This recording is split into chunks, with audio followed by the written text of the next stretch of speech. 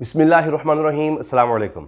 एक बहुत बड़ी खबर जो कि आने वाले चंद दिनों में आपको बहुत ज़्यादा डिस्कस होती हुई नज़र आएगी, वो है इमरान खान साहब ने एक कमेटी बना दी है जिसका काम ये है कि वो तकरीबन लगभग 4 MNAs जो कि इस वक्त जो जमात हुकूमत बनाकर बैठी है, हुकूमत बनाकर बैठी हुई हैं, यानी नून लीग और उसके इत्तेहादी, इन सब जमातों में से 4 MNAs देखे जाएंगे जिनको तहरीक इंसाफ किसी तरह एडजस्ट कर सकती है। ये बहुत बड़ी खबर है।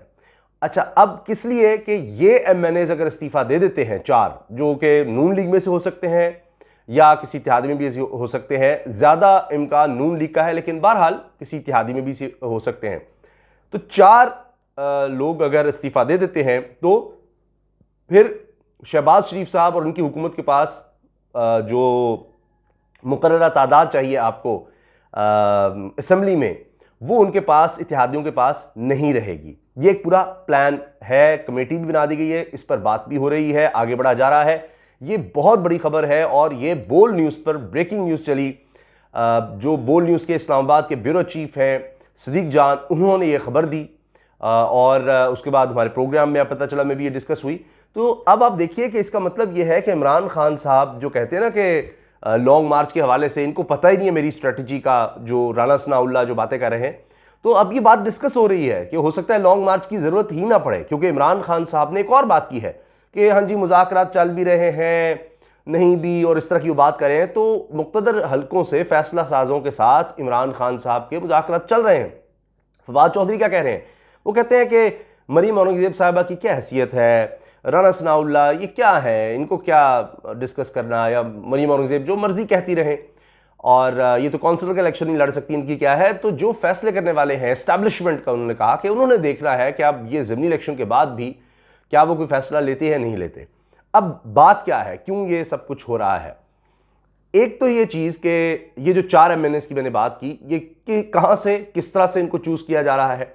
अब देखिए ना, जिस तरह इन्होंने ज़मीनी इलेक्शन करवाए और फिर उससे भी भागने की कोशिश की, और अब तो ये चैलेंज है कि अच्छा ये 11 आपने लोगों के इस्तीफे मंजूर किए, 11 के और करके देख लें। तो बड़ा आसान है कि आप ये कह रहे हैं जी 2 हल्के तो चलें तहरीक इंसाफ के हमारे पास आ गए, तो ये मजीद शौक पूरा कर लें, इस तरह 10-10 जगहों पर इलेक्शन करवाते जाएं, 1-2 शायद ये जीतते भी चले जाएं। लेकिन मसला ये है कि ये सबसे कम मार्जिन वाले इलेक्शन थे जो तहरीक इंसाफ जीती हुई थी, उसमें सब मिलकर आए और वहां भी हारे। अब इसी तरह से, क्योंकि इन्होंने अपने लिए एक मैदान सेट किया है, एक पिच बनवाई और उस पर कप्तान को खिलाने की कोशिश की, उधर भी हार गए। अब इमरान खान साहब क्या कर रहे हैं? कमेटी बनेगी और वो भी देखेगी अच्छा कौन से MNAs ऐसे हैं, क्योंकि अब तो नून लीग की टिकट कोई नहीं लेना चाहता। इसी तरह बहुत से इत्तेहादी हैं जो परेशान हैं। MQM का आपने देखा, MQM का एक हंगामी इजलास होता है, उसके बाद जनाब ये बताया जाता है कि जी आइंदा 24 घंटे में कामरान टिसौरी साहब जो कि गवर्नर हैं, क्योंकि वो टिसौरी साहब ही इनके लिए पसूड़ी बन गए, तो वो अब वज़ीर-ए-आज़म से और बिलावल भुट्टो से मिलेंगे और फिर उसके बाद दोबारा MQM मिलेगी और बड़ा फैसला करेगी। और हमारे जो तहफ़्फ़ुज़ात हैं बल्दियाती क़ानूनी के वाले से फ़लाँ फ़लाँ, ये वो असल में हुआ क्या है, ये भी एक मसला MQM के लिए बन गया है कि अब तो वो बतौर जमात, एक होता है शिकस्त, हार, कमज़ोर होना, वोट बैंक कम होना, एक है जब बतौर जमात ही ख़त्म हो जाना, तो उस तरफ चली गई MQM। अब ये भी है कि पीपल्स पार्टी ने अपना बंदा जितवा लिया, बंदे भेजकर, पुलिस साथ थी, वो बलोच साहब भी अंदर जा रहे थे, सारा कुछ कर रहे थे जो उम्मीदवार थे।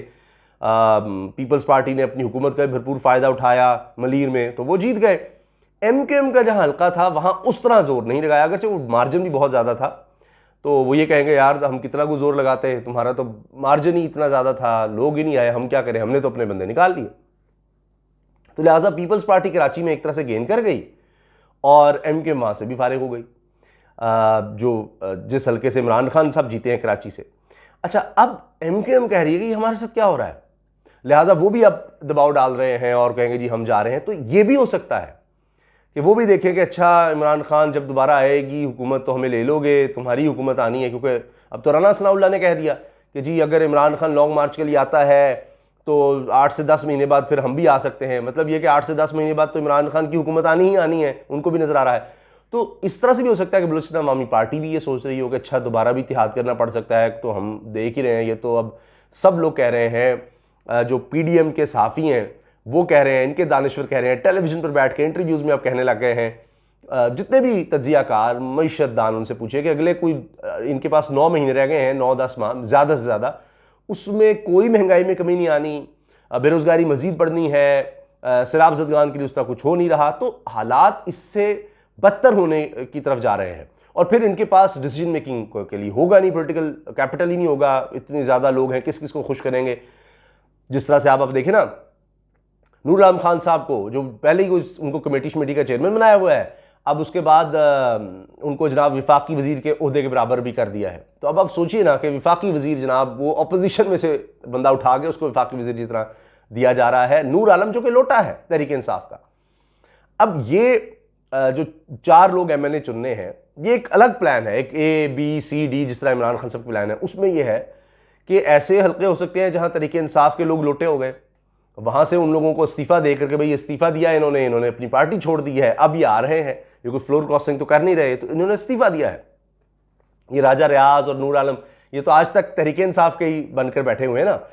अब ये आगे देखा जाएगा कि इस पर क्या होता है, इन लोगों को लोटों को फिर एक पार्लियामेंट्री जमात अलग बनाकर क्या करते हैं, क्योंकि जब ये 4 लोग इस्तीफे दे देंगे उसके बाद सदर आरिफ अलवी जो है वो एतमाद के वोट का कह सकते हैं कि जी वज़ीर आज़म के पास तो अब मेजॉरिटी नहीं रही, वो एतमाद का वोट लें, तो एक क्यास तो बन गया। शहबाज शरीफ को अगर उस तरह वोट नहीं ले सकेंगे तो मसला बन जाएगा। और फिर ये कि जी पार्टी लाइन्स के खिलाफ वो किस तरह से वोट देंगे नूर आलम, और वो डी-सीट हो जाएंगे। राजा रियाज पहले देखे ना आप, इन्होंने किया क्या, इत्तेहादियों को साथ मिलाया, इमरान खान साहब के माजी की इत्तेहादी MQM बलूचिस्तान पार्टी वगैरह, मेंगल साहब, और तो इन्होंने किया ये कि इन लोटों से नहीं उस तरह वोट डलवाया शहबाज शरीफ को, वरना वो जिस तरह पंजाब हुकूमत का हाल हुआ है वो इनका हो सकता था। तो लिहाजा लेकिन वादे वही तो थे, इसीलिए नूर आलम को भी एडजस्ट करना आगे। तो ये हल्के हो सकते हैं, इस तरह दीगर कुछ हो सकते हैं, तो उसके लिए अब ये कमेटी बना दी गई है। ये अब बड़ा अहम है कि इमरान खान साहब अब आगे किस तरह से बढ़ते हैं। कमेटी तो बन गई, हो सकता है कि उनके पास आ भी जाए लोग, क्योंकि अब तो उनको पता लग गया है नून लीग के टिकट के ऊपर, तो अब वो लोग जो सारी जिंदगी नहीं हारे थे, आज़ाद जीत गए थे पंजाब में इलेक्शन 2018 में, और आज़ाद जीतने के बाद तहरीक इंसाफ में शामिल हुए थे, अब जो ज़िमनी इलेक्शन 17 जुलाई के हुए थे उनमें वो नून लीग के टिकट पर हार गए थे। ये हाल हो रहा है। अब तो लोग सारी 14 की 14 जमातों के एक तरह से सपोर्ट के साथ हार रहे हैं, तो वो तो जान छुड़ाना चाहेंगे इनसे। वो खुद इंडिपेंडेंट के ही लोग ये कह रहे थे कि जी इससे अच्छा था हम नून लीग की टिकट ही ना लेते। तो लिहाजा बहुत से ऐसे लोग हैं जो नज़र आ रहा है कि भाई जान छुड़ाओ इस नून लीग से, ये तो बिल्कुल ही तबाह बर्बाद हो रही है, तो अब ये कश्ती तो डूब रही है, तो अब निकलते हैं। तो इमरान खान साहब इस तरफ भी अब देख रहे हैं और इस पर भी सोच रहे हैं कि अब ठीक है, जब ये इस तरह की गेम कर सकते हैं तो अब रूल्स ही जब इन्होंने ये रखे हुए हैं तो अब हमें भी फिर इनको हटाने के लिए, क्योंकि वो ये समझते हैं कि जब तक ये हुकूमत रहेगी मुल्क तबाही की तरफ मज़ीद जाएगा, तो वो फिर इस पर भी अब आगे बढ़ रहे हैं। जहाँ तक बात है मुख्तदर हल्कों से, वो कह रहे हैं कि मुज़ाकरात हो रहे हैं, तो अब ऐसे ही तो नहीं हो रहे मुज़ाकरात, को बातचीत तो चल रही है। और फिर यही हो सकता है कि वो जो रजीम चेंज जितना नाकाम हुआ है सारा एक्सपेरिमेंट, तो हर लिहाज से नाकाम हुआ है, तो अब उसमें यह कि जी शहबाज शरीफ जिस तरह बता रहे थे कि मैं ये कर दूंगा वो कर दूंगा, वो सब नाकामी हुई। जिस तरह इसहाक डार वाला मामला कि जी मिफ्ता को उठाओ, देखो मैं आगे क्या कर दूंगा, वो उससे ज़्यादा बर्बादी कर दी, तो वो सारा कुछ तो ख़राब हो गया। वो फैसला साज मुख्तदर हल्के वो सारे बदनाम हो गए, सब की तबाही हुई। अब वो किसी को भी इशारा कर सकते हैं, जो उनके इशारे से इधर उधर गए थे वो उधर इधर भी हो सकते हैं। तो मैंने आपको MQM का तो अर्ज़ कर दिया है, तो अब देखते हैं कि क्या होता है, किस तरफ मामला जाता है। लेकिन अब से आप देख लीजिए, पहले दिन से जिस दिन इमरान खान साहब को निकाला गया, उस दिन ही, उस रात ही जिस तरह लोग निकल आए थे, तब से लेकर आज तक कोई एक चीज़, कोई एक मरहला, चाहे ऑडियो वीडियोस का हो, चाहे साइफर का मामला हो, कहीं भी इस हुकूमत को कोई फ़ायदा नहीं हुआ। अभी साइफर का जो ऑडियोस का खेल दोबारा उठाया, आपने देखा ना क्या हुआ जी, वो तो ख़त्म हो गया, फलां हो गया। साइफर दोबारा डिस्कस होने लग गया कि हाँ ये तो हुआ था, उसमें ये लिखा था इमरान खान को हटाओ, वोट ऑफ नो कॉन्फिडेंस आ रहा है, ये सब बातें तो उल्टी पड़ती चली गई। अब वो काम हो जाएगा तेज़। पहले ज़िमनी इलेक्शन हुए, पंजाब की हुकूमत गई, अब ये ज़िमनी इलेक्शन हुए हैं, अब क्या वफाक की हुकूमत चली जाएगी। इमरान खान साहब को तो फ़ायदा होता चला जा रहा है, और ये जो इस हुकूमत की कमज़ोरी है वो और ज़्यादा तेज़ होगी। इत्तेहादियों को साथ रखना इस हुकूमत के लिए और ज़्यादा मुश्किल हो जाएगा। आप MQM का ही देख लें, अब और ज़्यादा प्रेशर उनका बन जाएगा। जो लाने वाले हैं वो उनको पर भी कहेंगे जी हम तो बर्बाद हो रहे हैं, हमें आप किस चक्कर में कर दिया, और ये सारा कुछ। इसी तरह से बलूचिस्तान अवामी पार्टी का भी ये हो सकता है कि वो उन पर दबाव आ जाए कि जनाब ये हमारे साथ क्या हो रहा है। अभी आपने देख लिया उनके रहनुमा जो बड़े खुश और बड़े जनाब अब ये फैसला तो हमने खुद किया है जनाब, पहले हमसे फैसला कराया गया था इमरान खान के साथ जाने का, अब वो कह रहे हैं कि ये तो लालच में आ गए हैं सारे लोग, ये वजारतें ले रहे हैं, ये फलां हो रहा है, ये हो रहा है, वो हो रहा है, बर्बादी हो रही है। जबकि 100 के करीब तादाद जाने लग गई है विफाकी वज़रा की और विफाकी वज़रा के बराबर ओहदों की, अब उसमें नूर आलम का भी इजाफा हो गया। तो लिहाजा अब अपने इत्तेहादियों को भी साथ रखना शहबाज शरीफ के लिए मुश्किल है, और ये अब वो देखेंगे कि कौन से 4 MNAs हैं, किस किस को रोकेंगे, क्या क्या होगा। हाल तो यह है कि अपने लोग अब आपके खिलाफ बोलने लग गए हैं।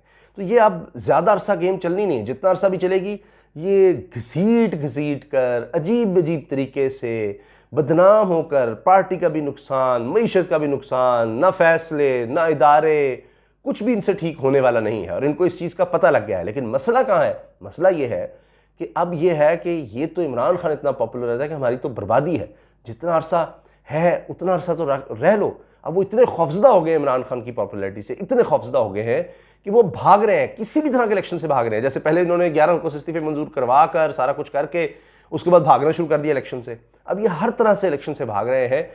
लेकिन इमरान खान साहब इस तरह से जो मैंने बताया 4 MNAs वाला मामला है, उस तरह इनको मजबूर भी कर सकते हैं और भी उनके पास कार्ड्स है। ये तो एक अब पता है जो उन्होंने एक तरह से शो करवा दिया है, क्योंकि अब खबर तो बाहर आ गई है कि एक कमेटी बनाई गई है और अब उसका काम है कि राब्ते करेगी और उसमें इत्तेहादी भी शामिल हो सकते हैं, उनसे भी राब्ते, ये पहले भी हो चुका है। और ये तो इमरान खान से गो हेड देना ना, आने को तो बहुत से लोग तैयार होंगे, लेकिन मसला ये वो कहेंगे जी आइंदा कोलिशन में हमें शामिल करो। इमरान खान साहब वो चाहते नहीं है कि जी को कोलिशन फिर बुक कमज़ोर होता है। वो कहते हैं ना कि ऐसी अब हुकूमत नहीं लेनी कि जहाँ आप उस तरह फैसले ही ना ले सकें, कभी कोई नाराज़ हो रहा है, कभी कोई नाराज़ हो रहा है। तो वो इसलिए अब ये हो सकता है कि जी बाकायदा इस्तीफे कोई हों लोगों के और वो तहरीक इंसाफ को बाकायदा ज्वाइन करें, फिर वो उस तरह से दबाव नहीं डाल सकेंगे, डिफेक्शन नहीं उस तरह से कर सकेंगे। तो ये शायद अब ये सोचा है कि इत्तेहादियों से बातचीत को इतना जोर ना दिया जाए, बल्कि इनके बंदे इस लिहाज से तोड़े जाएं, देखा जाए, उनसे इस्तीफ़ा दिलवा कर फिर जहां हमारे उस तरह के कैंडिडेट नहीं है या जहां से हमारे लोग लौटे हुए हैं तो वहां से फिर उनको हम कहीं एडजस्ट कर सकें। आपकी इस बारे में क्या राय है? कमेंट सेक्शन में आपकी राय का मुंतज़िर हूँ। इजाज़त दीजिए, अल्लाह हाफ़िज़।